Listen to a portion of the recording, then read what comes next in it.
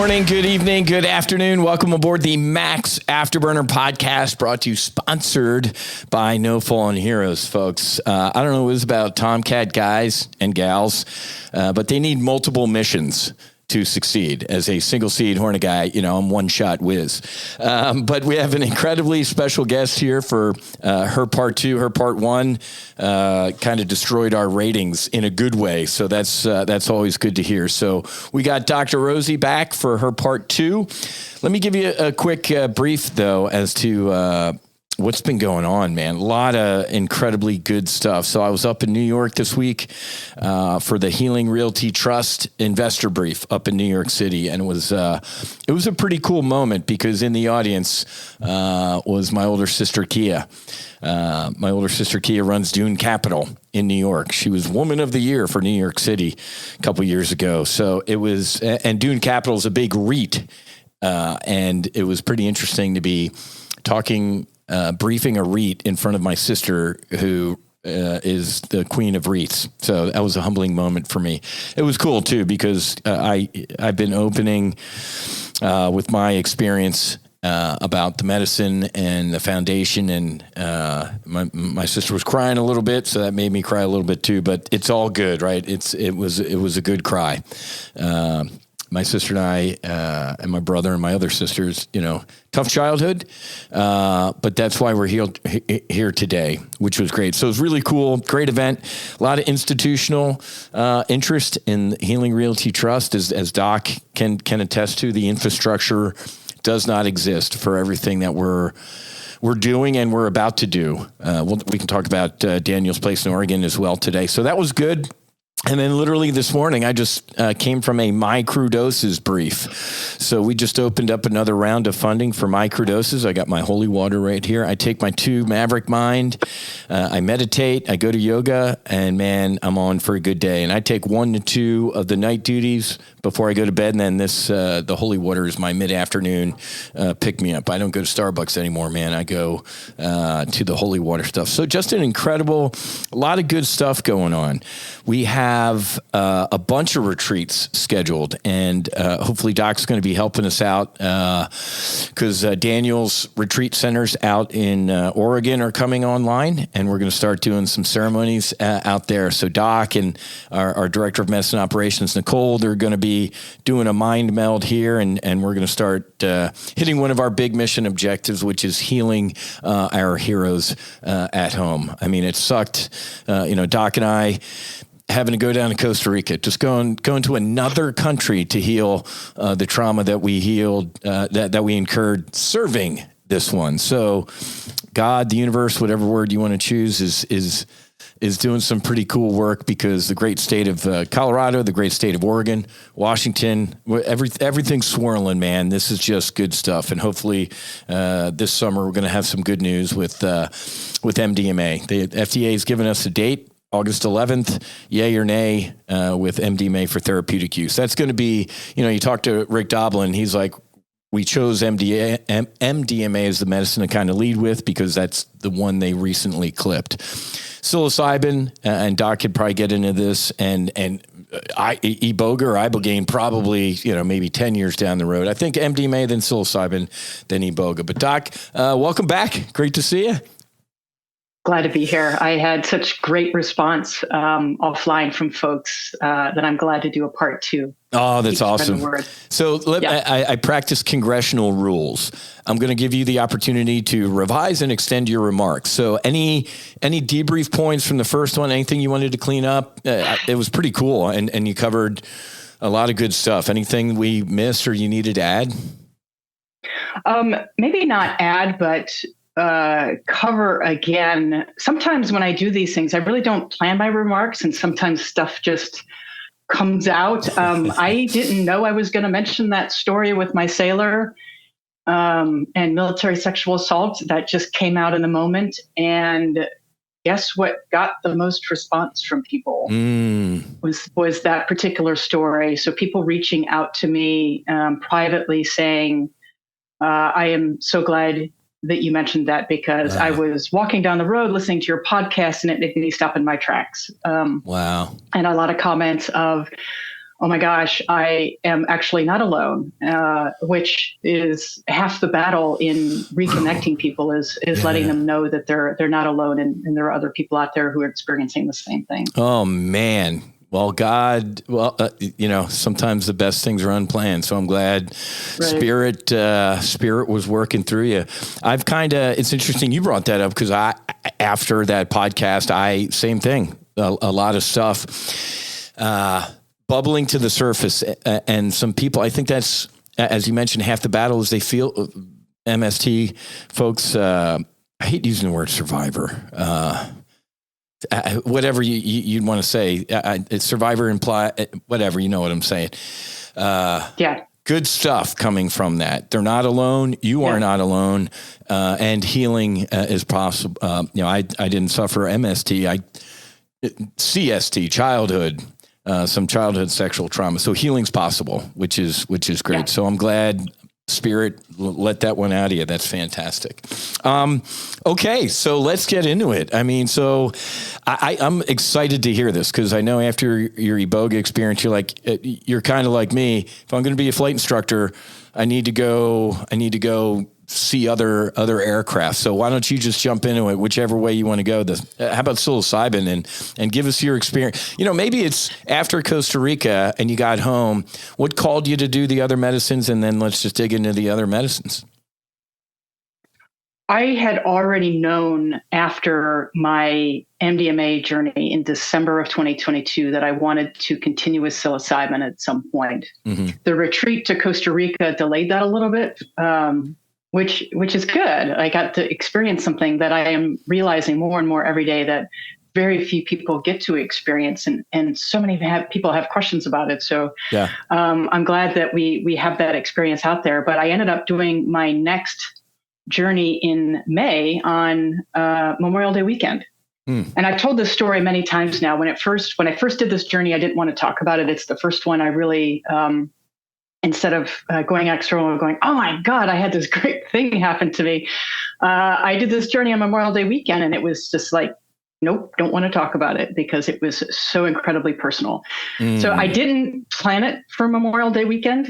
I had actually planned it for April, which was in, when I looked at the planning and the integration, I worked with Maya from Awaken Your Soul, and we chatted about it and decided, along with some wisdom from Nicole, that I really needed to take a little bit more time to integrate that because it was so much. And I go back and read my journal. I'm like, that was like putting another journey on top of that would have been silly. You really got to give it its due. So I ended up delaying until Memorial Day. And I picked that weekend because it was a 3-day weekend, and I don't do the math anymore on holidays because I work when I work, and I don't. Even though Memorial Day is a very personal holiday, it's like, oh shit, it's Memorial Day. I need to stop and meditate and take some time to remember. Yep.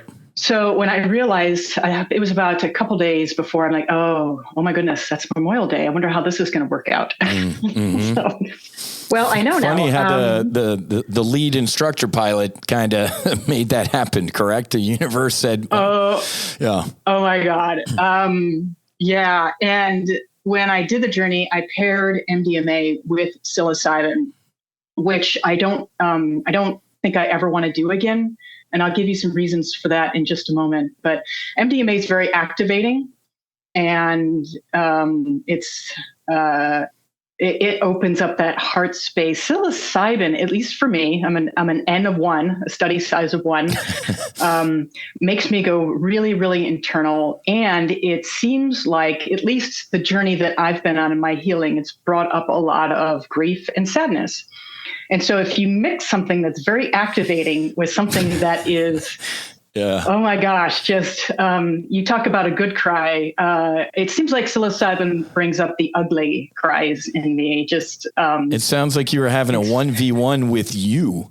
I was a hot mess, really. And as soon as I went in, I got an idea of where it was going. And there was so much about my military career that I had never dealt with. And I recently read some special forces guy, and I wish I could remember, ran across a post of his on LinkedIn that talks about how he grieved after he left the service. I think he did 27 years. And thought he was prepared. And then you get out and you realize, I am not prepared. Yeah. I'm alone. I don't have my buddies here anymore. Yep. Loss of mission. I'm misunderstood. I don't have a meaning in my life. Yeah.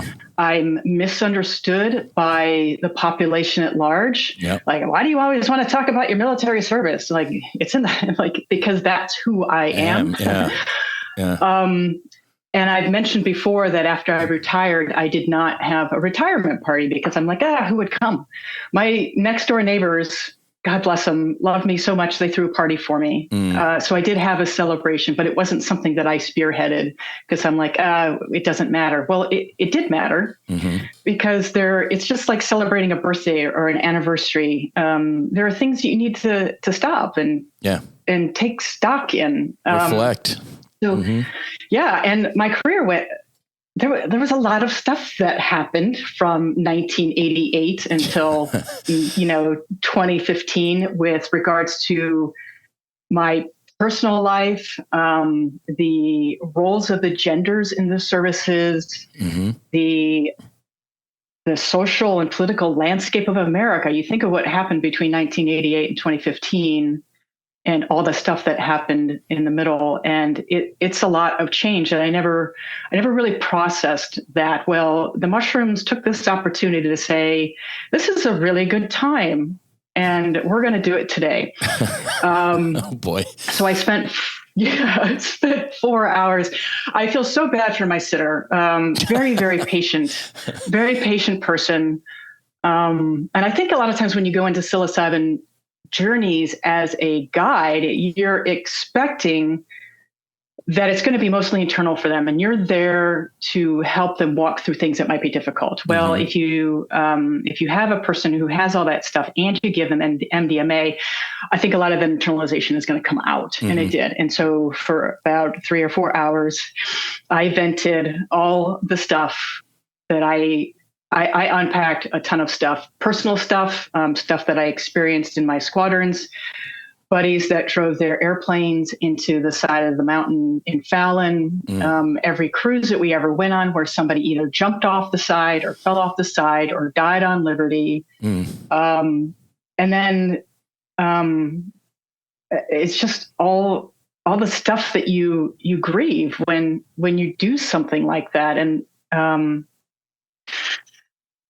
then you're grieving the idea that we even have to be there in an air, like the Eisenhower right now. I know what they're doing. They're working their fucking asses off out there. It's like the Battle of Midway on a daily basis, man. They're getting attacked every day. I think they're at general quarters like nonstop or something.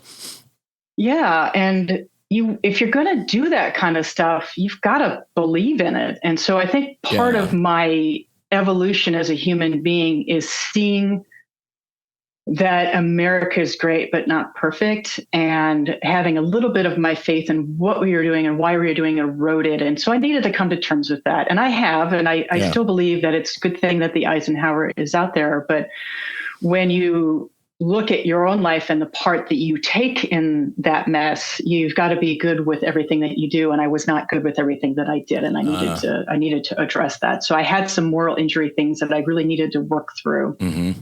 Much like Slider's experience that sent him down a rabbit hole of suffering for a really long time. I don't think mine was as bad, but it was something that really, really, to this day, makes me question who I was at that time, and I'm glad I'm here. So if you don't mind me sharing, what happened was we were out on a mission over Afghanistan, and I was in a Tomcat at that time, and a buddy of mine, I was on CAG staff, so I was guest flying with one of the squadrons.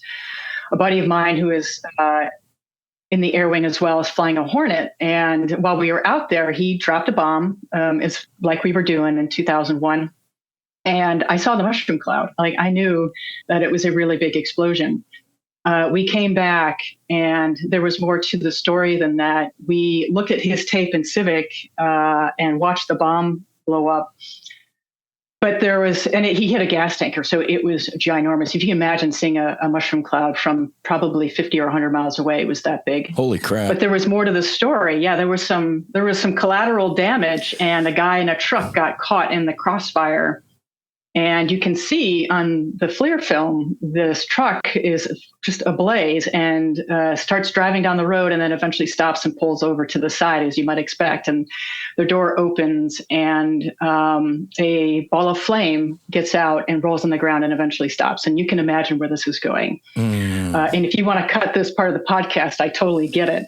But it's the reality of war. And as messy as it is, that's what happens. And that wasn't my issue. My issue is that we're sitting in Civic and we're watching this happen, and we realize, like, all the people that are in the room realize what's going on. This man is burning to death. Jesus Christ. And we don't know if he's the enemy. We're assuming that he is, and we're having faith in our leaders that we've done the right thing. And somebody chuckles a little bit and makes some comments about, well, that's one enemy that we'll never have to deal with again. And, maybe that's true. And there was something in me that just sickened at the thought of that. Like that guy didn't wake up that morning thinking that he was going to die in a ball of flame.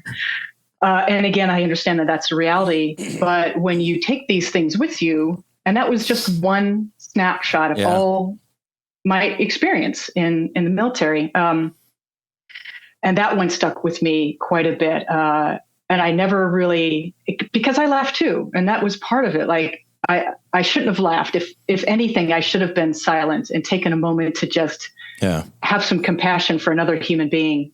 But I needed to grieve that. First of all, I needed to grieve this man who died in a way that was horrific. Whether he deserved it or not is irrelevant at this point. Correct. And I needed to grieve my reaction, and I needed to be less judgmental on myself for judging myself and the others in the room on how that debrief went down, because we were all doing the best we could. Correct. So, and that's just one snapshot of this Memorial Day psilocybin journey that I had to bring it back to what we're talking about today. And much in the way that mushrooms digest the trash of nature, right? They digest dead wood, they digest dead leaves, they digest all the things. But mushrooms also create soil, and it creates life by renewing those nutrients. And putting it back out in the universe to grow new things. I needed to digest all of all that emotional trash inside my system and have it be there as nutrients for good things to come. And I think in a way that happened in a very, very deep level. I also grieved a lot of, it's a funny thing. People ask me sometimes, was it hard to be a woman in a squadron at that time? And I've always said, yeah, it is, but I've never been able to discern whether it's because it was hard to be a woman in a man's world, whether it was hard to be an NFO in a pilot's world, or whether I was just an idiot and I made my life harder on myself. And I think the answer is all three of those. It's not all the above. It's not fair to say it was all on a toxic male environment. And it's not to say that it's all on me for having responsibility for having dysfunctional behavior patterns as a result of past trauma.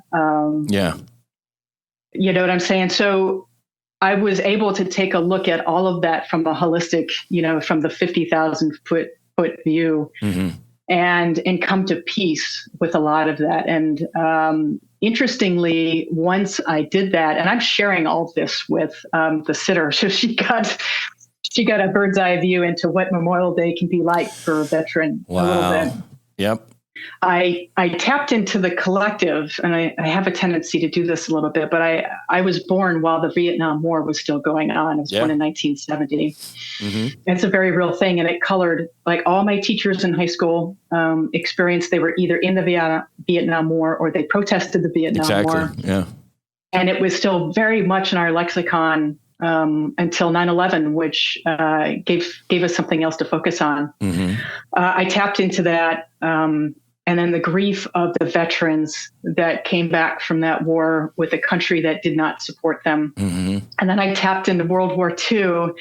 And finally, I made it to World War I, and I am like viscerally in a trench with one of those old-fashioned rifles that they had, and just... it's almost hard to describe, but I felt like I tapped into what it was like to be a soldier in a foxhole, scared out of their life, wondering what the hell they were doing there. Yep. And then the collective grief of the human race that keeps putting people in this position because we can't figure out better methods to solve our conflicts. So it didn't give me any great answers. Like if I had a great answer that could solve the conflict in the Middle East, boy, I'd be out there, sharing. Mm-hmm. That's not going to happen, and that's not my job on planet Earth. But what I think I get out of the psilocybin, especially that one in particular, the psilocybin messages, is I can do it on my level. Yes. Right? You're doing it on your level. I'm doing it on my level. And every time a veteran reaches out to me privately and we're able to connect, I'm talking with a lot of these people, either Zoom or on phone call. Mm-hmm. We're creating the new network that with a growing voice that, who is it? The guy who said the veterans are going to lead. We're the ones who are going to lead the fight. You remember that quote? Thich Nhat Hanh. Yeah. Yeah, that's one. Mm-hmm. And I think there's a lot to be said for that, because if you've never been in the trenches, and I use that term loosely, if you've never been in a cockpit, if you've never been in the reactor room of an aircraft carrier, if you've, then you can't appreciate what that sacrifice is, and how deeply we feel it. So thank you for your service doesn't do it justice. That's why when I put my things out, or when I talk in public, I say, don't just thank a veteran for their service, support a veteran, like donate. There are so many ways that you can help veterans. Yeah. Aside from just saying thank you for your service, although we appreciate the gratitude, but really the gratitude comes in helping your community. Yeah. And I don't want to make people feel guilty, because help that comes from a place of guilt isn't help. That's guilt. It's forced. Yeah. I tell people, I say, if you're going to say thank you for your service, I'm asking you to put a comma after that and look them in the eye and say, do you need anything? Are you okay? And you just might save a life. Thank you for your service is great. I'm begging you to put a comma, because you might catch that veteran on a bad day, or they actually do need some help. So thank you for your service. Do you need any help? Are you okay? How can I support it? I think that's great. I love that people would say that, but I think you nailed it. So, and these medicines to me, you know me, Rosie, 10 years ago, knuckle dragging, meat eater, kill people type of caveman. And I got to tell you, that guy died. He literally died. I see souls. I see when I did my first and only heroic dose of psilocybin, man, I was in Gaza. It was a horror of just seeing, I didn't see bodies. I literally saw white on white, killing and destroying souls. It was a horror to me. So these medicines, maybe another reason they're super illegal, at least for now, is they can turn warriors into peacemakers. There's no way in hell. Just like I commissioned in 91. There's no way, if God fast forwarded and showed me sitting on a podcast with you talking about this, it's physically impossible. I would have kicked my own ass, but here I am. And if veterans can actually, to your point, Thich Nhat Hanh, can lead the way to understanding and peace, maybe regular, quote, people can realize that violence, man, is never the answer. And God forbid, and I tell people this, I'm like, literally war is the worst thing of the human condition. It's just it's the bottom of the flow chart of failure, right? And if it is going to happen, God forbid, violent and horrific to make it stop immediately. This 20 years in Afghanistan, with a bunch of admirals and generals technically lying under oath. Yeah, everything's great. Just give us more money or troops and everything's fine. And it collapses in a weekend. man, if war, God forbid, has to happen, please make it violent and horrific so everybody goes, man, stop this shit immediately. So do you think these medicines can help turn warriors into peacemakers? Because it sounds like it's certainly, you got a tour of some conflicts and you got to put yourself in the shoes of a World War I soldier. What a horror. And a young kid. Yeah. I do think they can help. And it's funny because somebody just sent me an article about using MDMA. Rick Doblin is advocating for the use of MDMA before people enlist. And Rick Doblin's a salesman, right? He's really good at that. And he's the reason why he's part of the reason why this is why we are where we are today. Mm-hmm. But I think he's trying to sell to the military to get wider usage and acceptance for these things. But I think deep down inside, he realizes that if you give MDMA to a soldier who has childhood trauma, that soldier is then not very likely to go on. The idea being that if you resolve and integrate the childhood trauma, they will be more resistant to or more resilient to the traumas that they would then incur in the course of battle. Mm-hmm. And I it's almost like it's a little tongue in cheek. I mean, Rick's smarter than that, right? So I think he's crazy like a fox because he knows if they did MDMA, they wouldn't be going in the United States military to fight probably, or to want to kill another human being. So maybe he's 5-dimensional checkers here, or chess. I suspect that that's what's going on. Well, because they did, I say this often, and I got a grant request from a state trooper. Not going to name the state, not going to name the guy's name, but he's like, hey man, I need help. These medicines are calling me. Obviously it would end my career if I'm public about it, but could you imagine?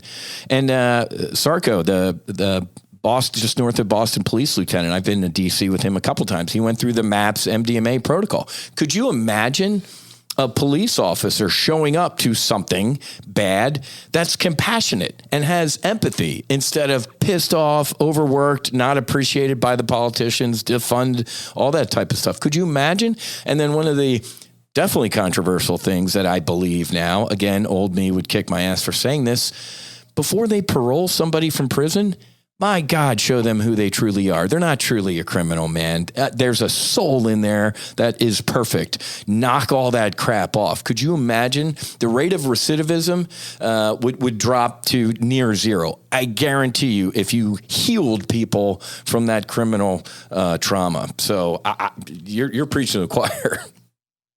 Yeah, I couldn't agree more. Have you read Malcolm Gladwell's Tipping Point? No.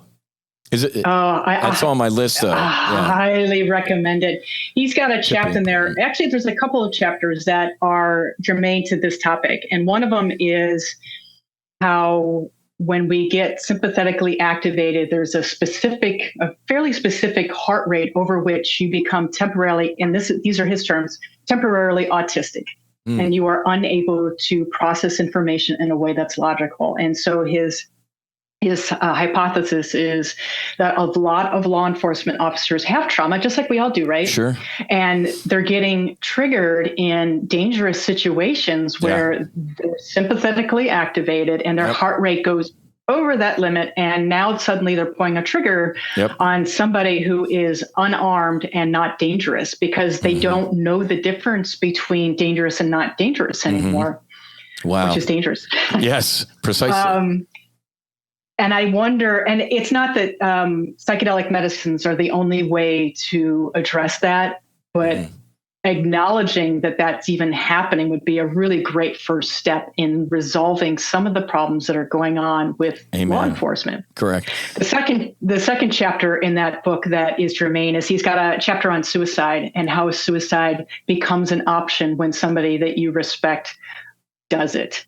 So this rash of suicides that is happening in the veteran community is in part, according to his hypothesis, and I'm making an extrapolation. Mm-hmm. He didn't talk about the veteran community specifically, but when I read it, that's what I thought of. If you have a guy you really respect, the SEAL, he's decorated, he's your buddy, you guys were in the shit together, and he could do no wrong, and suddenly this man takes his life, you are that much more likely to say, if it was okay for him, it's an option for me. Correct. And I love what you're doing, Whiz, because instead of continuing to accept that option, you're providing another option. And if we get the tipping point going on this option, just imagine what we could do. Yep.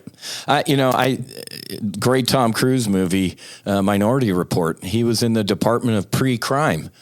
We need like the Department of Pre-Suicide. I mean, we got to catch people before they get to that point. Let me ask real quick about the operations, because I know when Susie, she went down to the mission with some Navy SEAL wives, or a Gold Star wife, I think. They did a little bit of MDMA as a heart opener, and then the heroic dose. Because as you know, if you just do a heroic dose, it can hit you like. In Colorado, for me, it was literally a ton of bricks. What was your ratio or mixture when you did that? That I don't know what the exact doses were for the MDMA, and it's something that I haven't gotten into because I don't have access to a resource for that. And okay. But was it like small MDMA, big psilocybin, or even? Or okay. Yeah, it was a smaller dose with a dose of psilocybin that was probably 3.5 to 4 grams, which is about right for me. Yeah. But yeah, it was definitely enough to send me off to the races. What, about 4 hours, you said, peak experience-ish? Peak experience was about between 2 and 3. And then you start coming down around 4. And then probably about 6 hours later, I was finally feeling back to myself. Mm-hmm. Although I had so much to process, I didn't actually feel like myself for quite some time. So I ended up doing a lot of soul searching and, took a lot of self-compassion to work through some of those things. Amen. But yeah, for the actual event itself, I was in and out in about 6 hours. Well, I'm glad that God, the universe, dดmake it a 3-day weekend for you. So you had a little bit of a decompression. How was the integration? I mean, it sounds like you and I are similar. I'm still integrating all of my medicine experiences to this day, but are you still in it, or what are you feeling? I am always integrating, and I find one of my best integration spaces, as strange as this sounds, is when I'm sitting with somebody else in the medicine. Okay. And I think part of that is because, number one, I'm in a space where I need to be mindful and present and be there for somebody, but at the same time, it's a lot of quiet time. And so it gives me lots of time to meditate and be mindful. Mm-hmm. I bring my journals with me and reread passages and write more. And so it's a really fantastic time to review and reorient and all the things every time I sit with somebody. That said, integration is an ongoing thing every single day. Sure. One of the things I've gotten involved in these days, I'm in a certificate program for a group called Neurosomatic Intelligence. And what I'm learning is how to do applied neurology to make change in the central nervous system to basically take advantage of that neuroplastic window at the end of a medicine journey to create positive change. And it's not just positive change as in making new decisions or, I'm going to work out more or eat better. It's actual physical change that comes in the way your brain is mapped by doing different exercises for vagal tone and regulation between the sympathetic and parasympathetic. And that is stuff I do every single day. So in that way, integration and remapping of the brain is a daily process, just like meditation. Sure. I love that. And I think the studies I've seen, ibogaine has like a 4-week window, is it? Do you know if it's the same for psilocybin or MDMA? I think MDMA is a little shorter. They call it the magic window or the pink cloud phase or something like that. I don't know that we have an exact number. I've heard anywhere from a couple of weeks to 3 months. Okay. I believe in, as woo-woo as it sounds, I believe in the power of intention. So I'm going on the longer end of that. I'm saying that my brain's going to be plastic for 3 months. And in reality, your brain is plastic, right? So it doesn't matter whether you do the medicine or not. Sure. You can take you can take advantage of a greater plasticity following. But I keep that in mind, because even if I get to that end of that 3-month window, I don't say, well, I need to go into medicine again. I say, well, I just have to keep working, and I'm going to continue improving. Yeah, I'm with you. I'd say after my ibogaine, I couldn't have a drink or couldn't even smell alcohol for about 8 months. So when I saw it written down like 4 weeks, I'm like, that seems a little short to me. I still feel good. Maybe it's to your point. I was meditating. I was putting in the work to make those changes, and it stuck. So I'm with you, man. I think it's a little longer than that, but maybe that's what the ones and zeros and the booger eaters are putting out there. So let's talk. So I appreciate that, MDMA, psilocybin. Thank you for your courage and sharing all that stuff. One final question on that before we move on. When you were in it, were you in it, or were you looking at that stuff from a different point of view? Were you in Civic looking at that video, or did you have like a different view of that? You know what I'm saying? Because I know in some of my medicine experiences, I actually got to be outside of it and watch it almost like a movie. Were you in it, or a little bit of both, or how was that? I felt like I was in it. Like when I was in that foxhole, I was in that foxhole. Yeah. There are things that are a little bit more that we don't necessarily have words for. Like when I tapped into the collective of the Vietnam experience in World War II, I wasn't in a foxhole, but I wasn't looking at it either. It was almost like I was in this giant cup, and it was full of sadness and grief. Yeah. So it was more in it. My psilocybin, I was more in it, man. I was in Gaza and stuff like that. Ibogaine, it was a movie to me. I just wanted to, so similar experience. Okay. Yes. It sounds like, folks, the psilocybin, you're in it. You're in it to win it. And the Iboga can be a little bit more, movie-ish, like you've seen the people operating on you and stuff like that, which was, pretty cool. So talk to us about ayahuasca. Have you done that yet? Is that on your radar? What's next for Doc? So I'm working my way there. Since May, I was part of that class at Integrated Psychiatric Institute out of Boulder. I got my certificate for psychedelic assisted therapy provider. I love it. I had to do oh my gosh, amazing. Even if I never use it for a patient, it was so beneficial for you. To me personally. Yeah, exactly. Like, oh my gosh. I did a ketamine journey, which was required to get the certificate. And then I did an optional psilocybin group treatment in Eugene at one of their treatment centers in Oregon. And so I ended up doing the ketamine journey, which was kind of cool. Oh yeah, let's talk through that. Tell us about your ketamine experience. I was kind of opposed to it at first because, I'm a naturopath and an acupuncturist and a Taoist, and nature's the way. And this is a synthetic, much like MDMA, it's a synthetic thing. And like, it's an allopathic model, and I don't necessarily, that doesn't fit with me. But after experiencing ketamine, I can see how this might be the way to grease the skids for other things. Yes.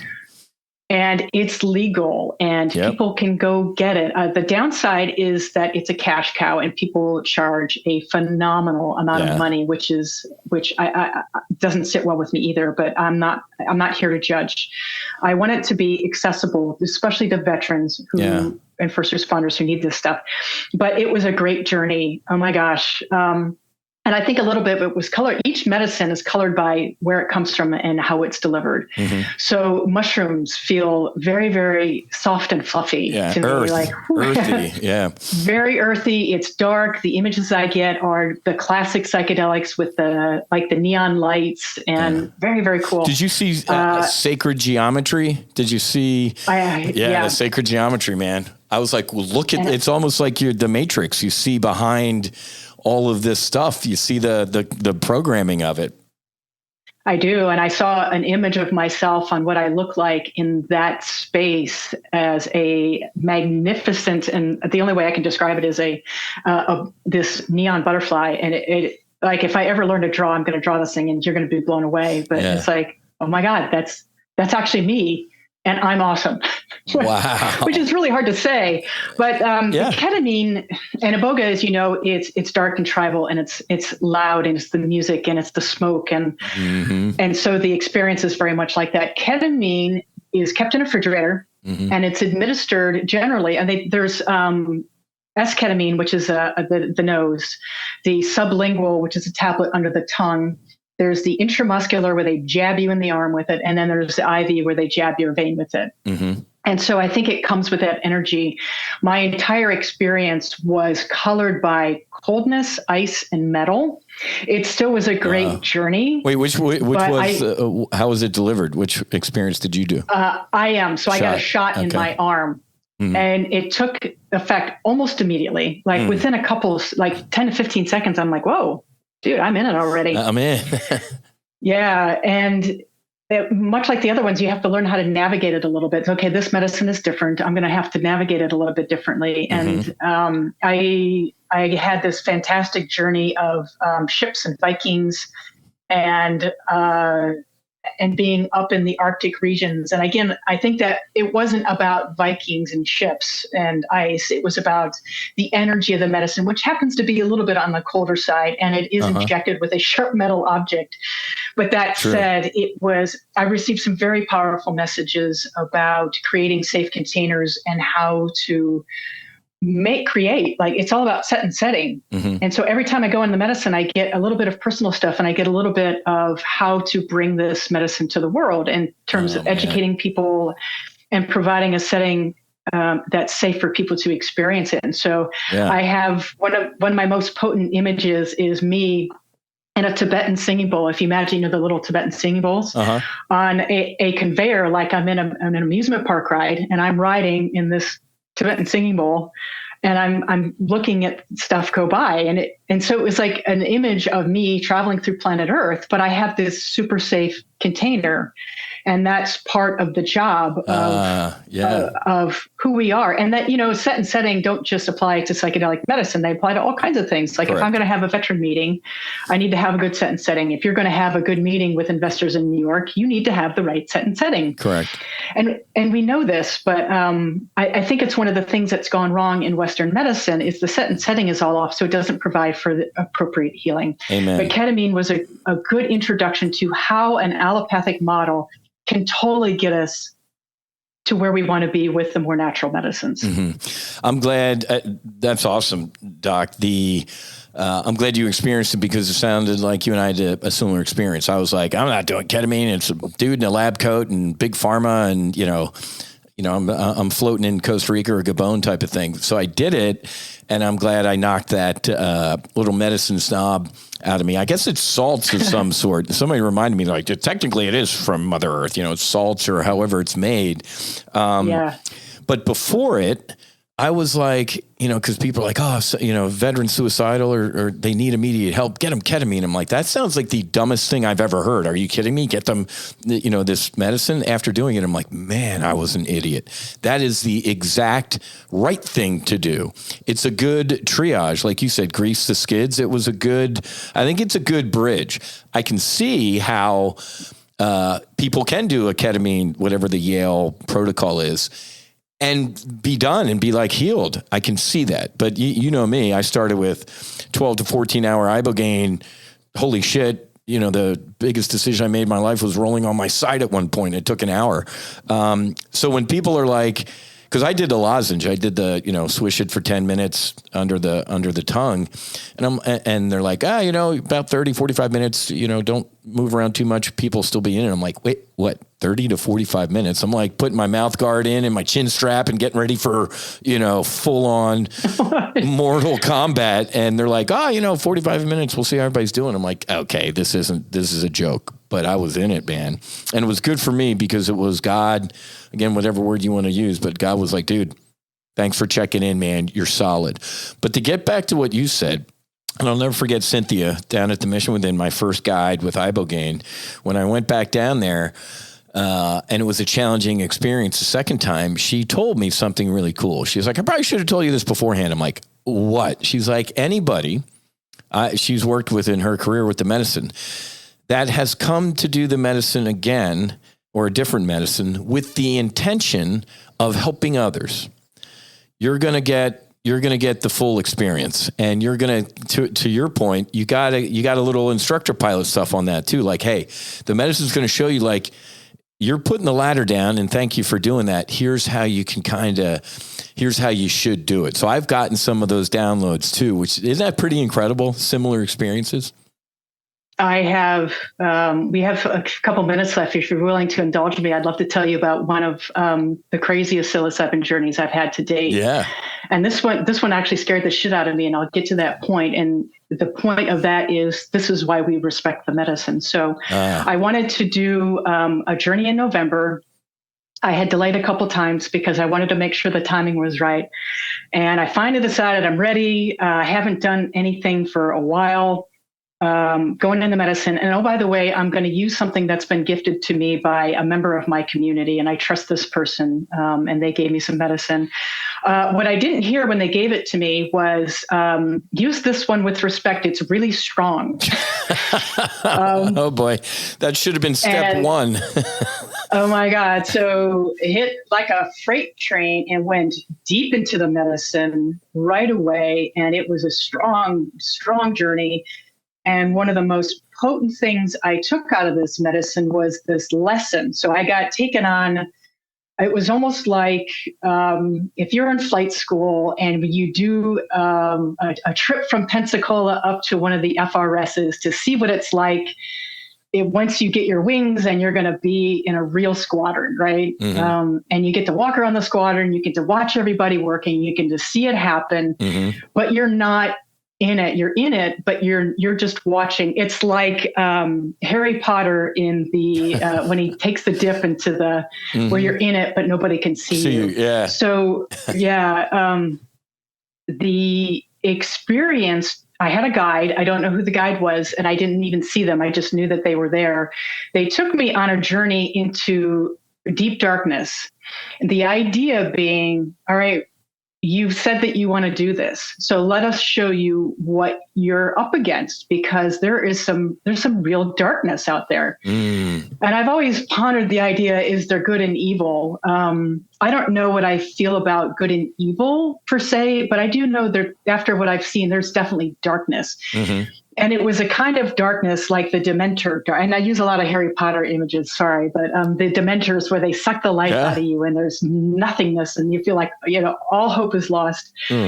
And I looked into this darkness that was like a black hole.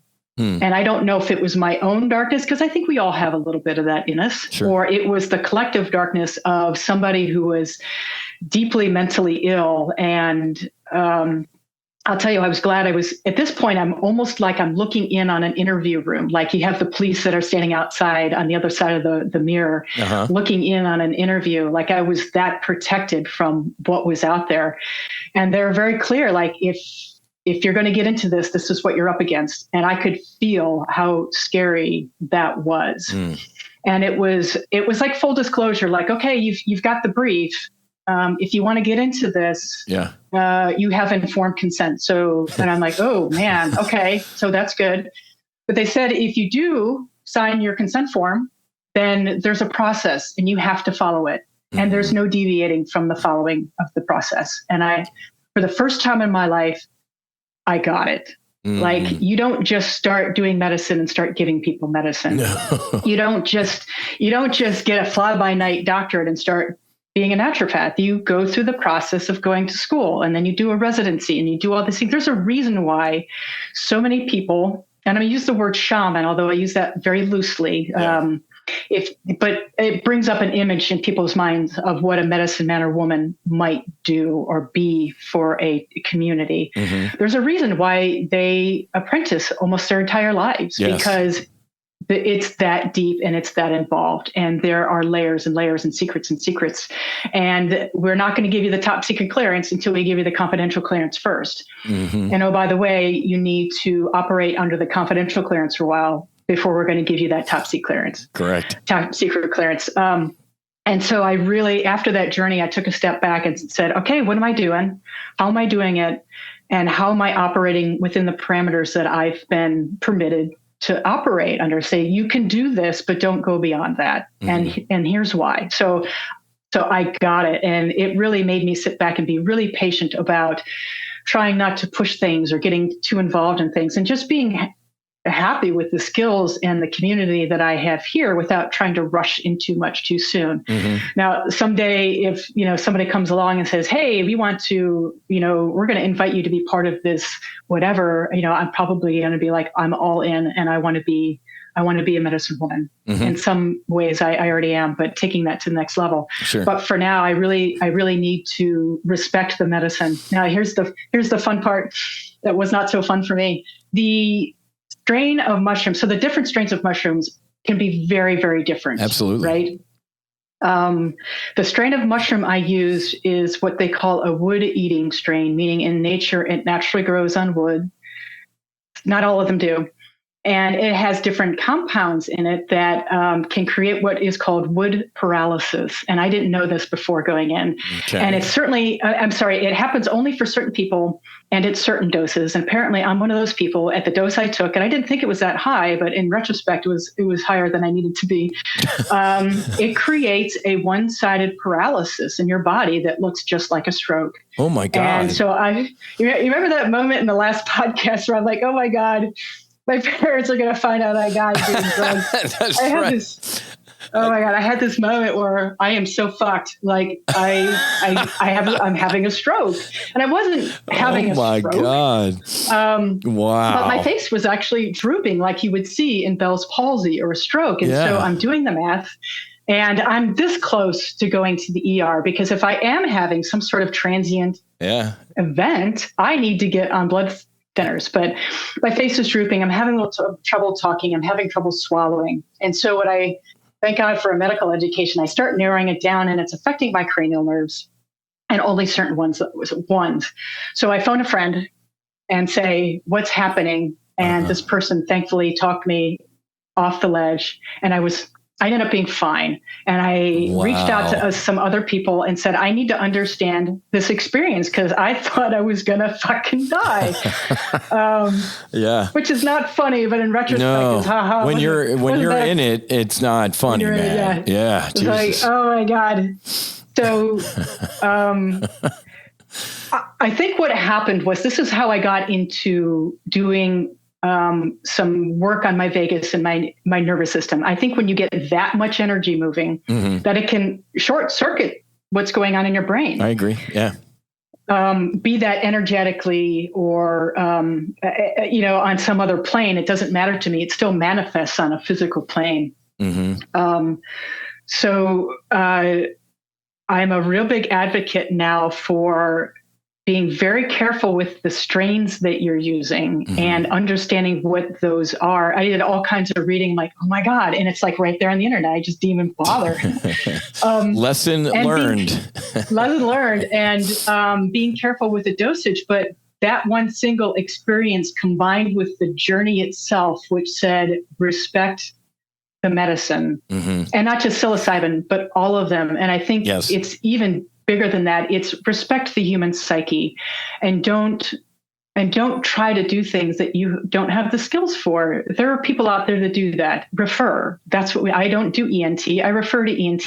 Yes. I don't do neurology. I refer to get people to get MRIs for that. So yes, but there are definitely things that fall within my skill set, in terms of doing the medicine that I can do. But it also was a good experience in my personal journey that maybe it's time to stop being an adrenaline junkie, remove the ego from this, and start following a path that is a little bit more gentle climb schedule. Gentle climb schedule in line with how the medicine is supposed to be taught in a very traditional way. There's a reason why Indigenous people are upset that we're doing this, because we're not doing it right. Correct. We need to do it in a way that respects the medicine. Well, and the Indigenous people see we're doing phase 1, phase 2, phase 3 trials, and hey, we're going to change one molecule and call it a different name and patent it, and of course a medicine woman or a shaman's going to be like, okay, folks, what are you doing? But I love everything you said, Doc, because first of all, if I call them chambros.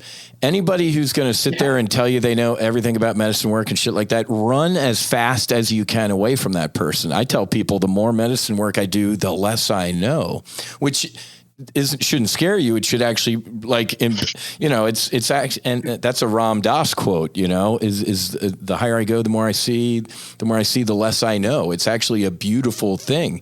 And at some point we are the medicine. I mean, you are the medicine, but I love the fact that you got your instructor call too with the medicine saying, hey man, we're going to show you all this stuff. Cause my second ibogaine journey, there was one part where, man, there were people coming at me with their hands out, and I thought they were trying to strangle me. I'm like, fuck, this is not good. Until I realized they were trying to put their hands over my mouth. They were trying to silence me. And I remember all these people coming up, and I fell backwards. And man, when I fell backwards, I started going into, it seemed like darkness and, well, not even darkness, a little bit of fire. And just like, I'm like, oh my God. And then I shit you negative, a hand just came down and grabbed me and lifted me up and like shot me into whatever, heaven or just infinity, and was like, you're going to be, this is the other side, but you are divinely protected. I got you, buddy. Just keep going. But it had to show me that, right? You ain't going to be an instructor without seeing all sides of it. I think it was Jung said, be careful of unearned wisdom. So you and I in our travels of this stuff, we're earning the wisdom, man. It's not just like you alluded to. There was my psilocybin, none of this was a pleasurable experience. I mean, hell, fuck, we're sitting around a fire chewing iboga in Costa Rica, man. That's not what you want to do on a Friday night. So, be very careful of unearned wisdom and people running around in flowing robes and stuff like that. It sounds like you're on a good flight schedule, and if the medicine calls you again, you can do it. But we have enough experience now where we can hold space, or as you saw, it was actually down in Costa Rica with Susie and our group, where God's like, didn't call me Whiz. I was about to call me Whiz. He's like, Matthew, you can't heal anybody, son. They and me, I'm with them, but just show them the door. Do everything you're doing, but don't take on that like you're a failure or something like that. Just, you can't heal anybody, man. You can help people heal, but they have to do the work themselves. Doc, this has been great, man. You're just an incredible soul. I thank God for and the universe for dropping you and I into our own little squadron here and putting the ladder down to help people. So Doc's gonna, hopefully she's out on the West Coast out there. Hopefully with the new growth connections places in Oregon, you and Nicole and we're going to be putting the ladder down to help our veterans and first responders heal out in Oregon. Want to get you to a retreat in Colorado too, out at the Do Good Ranch to hold some space and check out that operation too.